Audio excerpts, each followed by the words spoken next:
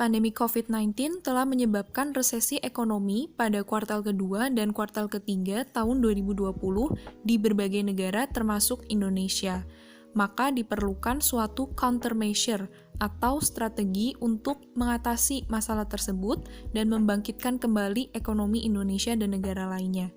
Salah satu mekanisme multilateralisme yang dapat dipakai yang efektif untuk digunakan adalah ASEAN Plus 3, yaitu ASEAN dengan China, Jepang, dan Korea Selatan.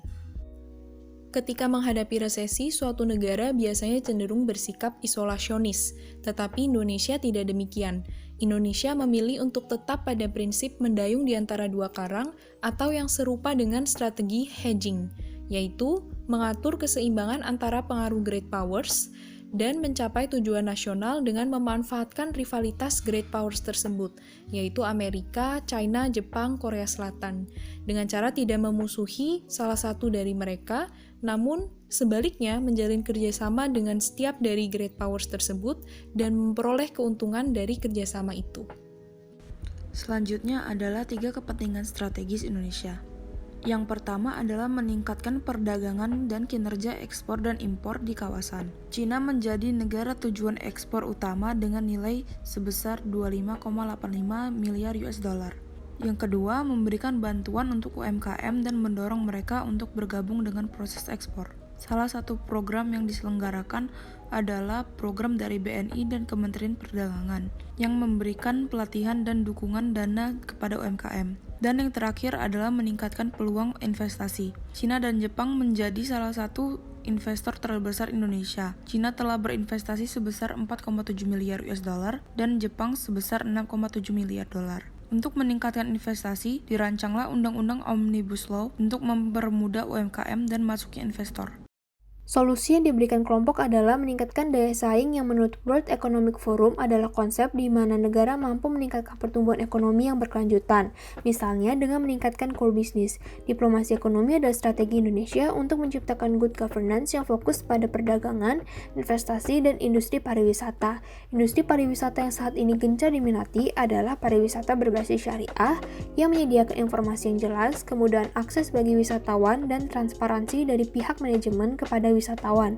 Yang kedua, mempercepat pembangunan infrastruktur seperti bandara, pelabuhan, jalan tol, dan fasilitas publik lainnya. Yang ketiga, deregulasi dan debirokratisasi yang diawali dengan persaingan internal untuk melahirkan pemimpin yang berkualitas yang mampu mewakili bangsa di panggung internasional. Solusi kedua adalah menerapkan Omnibus Law untuk menekan investasi yang masuk ke Indonesia. Omnibus Law akan mempermudah jalan bagi investor asing, dan bukan hanya investor yang diuntungkan, tetapi akan tercipta win-win solution antara investor Indonesia dan masyarakat Indonesia sendiri. Selanjutnya yaitu 3 pemangku kepentingan yang terlibat. Yang pertama itu China. Sudah menjadi rahasia umum bahwa China dan Amerika Serikat merupakan dua negara dengan perekonomian terbaik. Kedua negara ini juga selalu berlomba-lomba dalam hal ekonomi. Perekonomian China sangat maju dan memang kekuatan ekonomi China sangat menggiurkan. Tak ingin kalah dari Amerika Serikat, melalui ASEAN Plus 3 ini, tentu China juga ingin memperluas pengaruhnya dan ingin berperan di IPT. Lalu yang kedua itu Indonesia. Indonesia sendiri dapat dikatakan cukup berperan aktif dalam kontribusi di IPT, baik dalam hal kerjasama, menyampaikan pendapat, dan memberikan dukungan kepada negara anggota IPT lainnya. Maka dari itu, Indonesia juga ingin menjadi pemimpin kawasan dan turut aktif berkontribusi di IPT. Yang ketiga yaitu Jepang. Selain AS dan China, Jepang juga merupakan salah satu negara dengan perekonomian terbaik. Jepang sendiri termasuk negara yang ambisius dan pantang menyerah. Jepang memang menjadi saingan China di wilayah Asia Tenggara, tidak hanya dalam hal ekonomi, namun juga dalam hal teritori. Nah, melalui IPT ini, tentu Jepang juga ingin memperluas pengaruhnya di kawasan Asia Tenggara, dan sekaligus ingin menyaingi China. Sekian video dari kelompok kami, terima kasih.